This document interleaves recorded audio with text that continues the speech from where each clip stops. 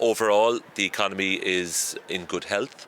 If you look back to where we were at this point last year, when we stood here, inflation was much higher.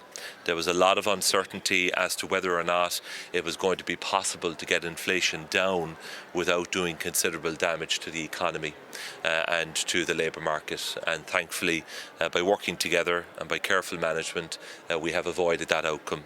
We have a situation now where the country is pretty much at full employment, over 2.7 million people working. Inflation is falling quite quickly, depending on how you measure it. It's around 2%, one of the lowest levels of inflation in the euro area, and the economy is forecast to grow this year and beyond.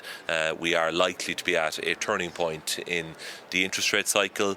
We expect further energy price reductions to be passed through from the wholesale level to the retail level, so we will see an improvement in living standards for many people.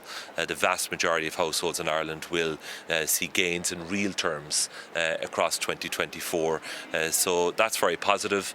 But the external environment is characterised by deep uncertainty because of the conflict, geopolitical tensions. We are seeing economic fragmentation, barriers being erected to trade, and for a small open trading economy like Ireland, for whom trade is the lifeblood, that does represent a risk, and that's why we need to be really careful with the decisions that we make.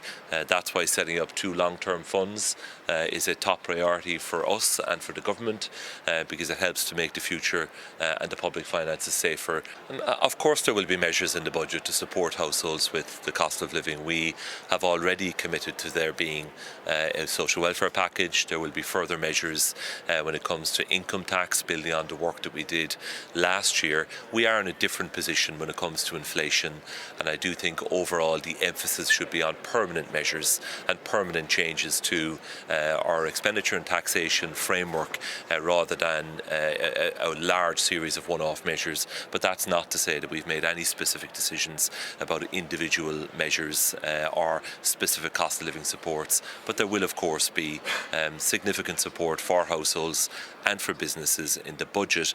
But I do think in an environment where inflation is much lower and is continuing to fall, the emphasis should be on permanent supports rather than emergency or exceptional supports.